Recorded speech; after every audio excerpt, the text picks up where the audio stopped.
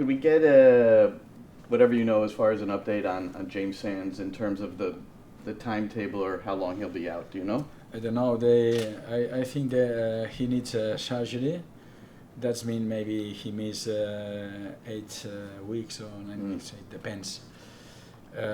You know, what I think about that is a pity for the players, for us. But it's soccer. It is what it is. It's not good for us, but it's not fair for this player, especially young player. He started to play this year and he play amazing. But we have to get used to working without Jimmy. How about Anton Tinnerholm and Alexander Collins? Mhm. They both trained today. What do you think their status is for Wednesday? I think my feeling right now, because we have 2 days, Alex is ready to play, Alex Collins. I'm not sure about Anton. It's not serious, but he's tired, you know. I know this player want to play all the time. In fact, he told me I want to play. It's a good news because he's a fighter, but I don't know. We need time, 2 days, and we decided at the last moment is the best for the team, for him, for everybody. Play with Anton or rest, or maybe he's in the bench. You decide if a player is playing that's coming back from injury. You talk to the player. You've talked about that, but also the science, the telemetry. How do you balance that? Like your performance staff might say, no, but the player says yes, yes, Yeah. yes, yes. How do you do that? At the end, it's a mix, but at the end, the most important thing is the players, because I remember when I play soccer, I play football in Europe. You know what happened in your body, right? But it's important.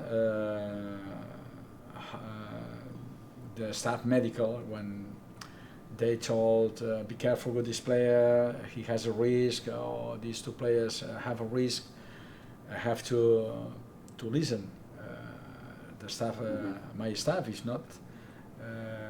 We can work without the staff. It's very important for me, the medical staff. But at the end, when I ask the players, the feeling, if I have a doubt about that, at the end, the feeling is very important. The players, the feeling is I'm ready to play. You have some doubts about that.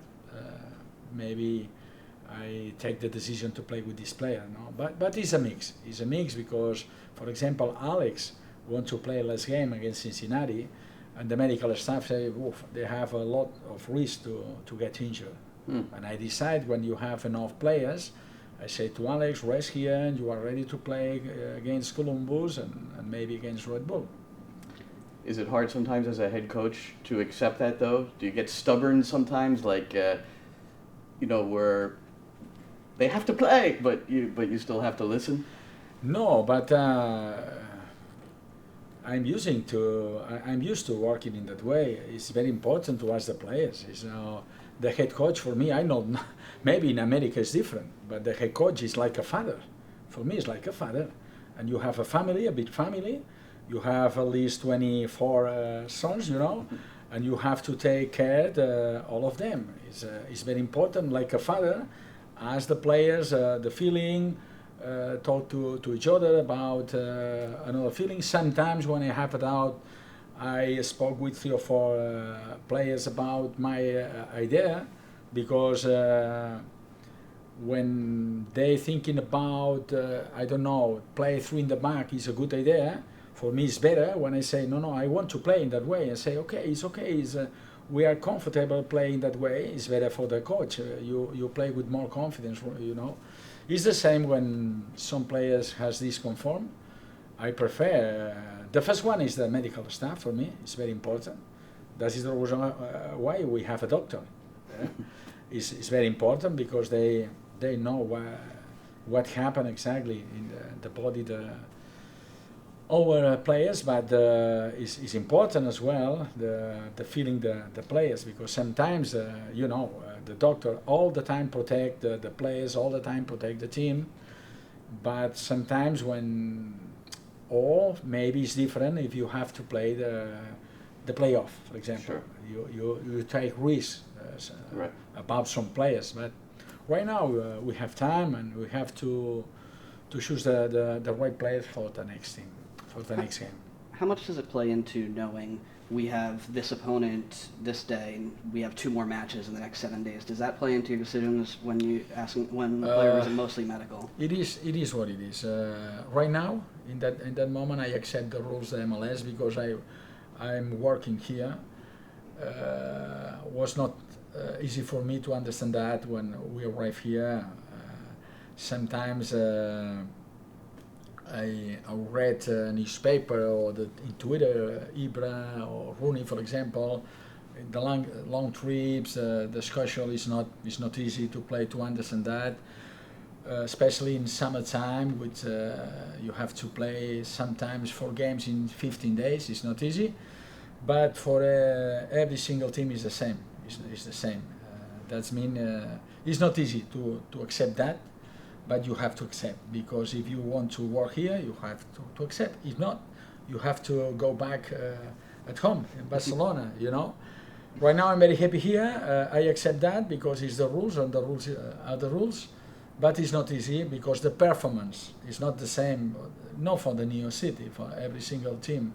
It's not the same when you play 4 games in 12 days or in 11 days. The performance is not the same. And if you are thinking about the fans, it's better when you play 100%. But I repeat, it is what it is. If you want to work here, I have to accept, and I accept. Is when Rooney and Ibra make statements like that, do you feel like that's powerful? That's people take notice of those statements in MLS? I understand this to amazing players, and I understand the fans. I understand because they used to working in another way, rest 5-6 days. The travel is about in Europe 1 hour, maximum right. 1 hour. Here, when I read the Ronnie say the last travel is about 12 hours, is welcome, because Salt Lake was 11 hours in the simple travel. Orlando we spend 11 hours again, and 9 and 11 come back here. I understand them, but right. if you work here, you have to accept the rules, because maybe our mistake, the people who work before in Europe, is you thinking about MLS is a good league and the travel is about 3 hours, but after that the reality is another reality. But right now, when you play here or you are here 1 or 2 years or 2 years, you know that is. I say to my staff, to my players, don't complain, not excuse, and you have to play in that way. Okay. We will. The corner kick that you scored, and that was the eventual game winner at Cincinnati. It was the first corner kick goal of the year, and the staff was very happy. There was much happiness, and how do you?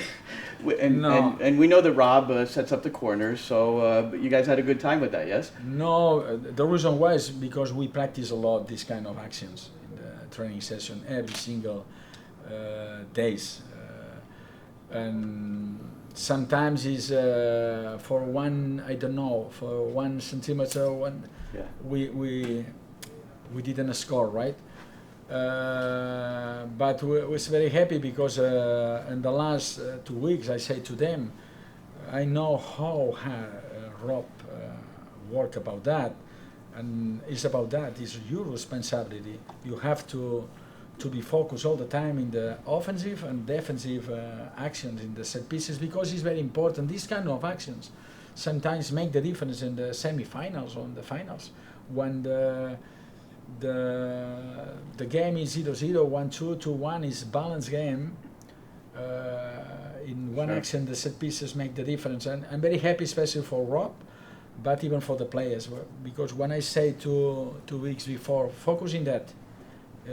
I want to show how you improve in this week and the next week about set pieces, because when I saw Rob every single week talk with me, the space is here, we practice this corner, another corner.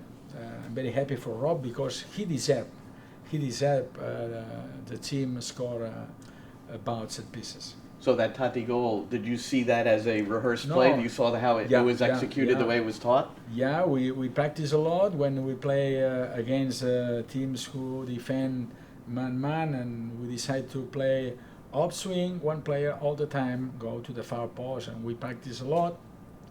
And finally, we scored about that, and everybody, in the images, was happy about Rob, was happy about the team, and it's a good news for us because we need that. We need that.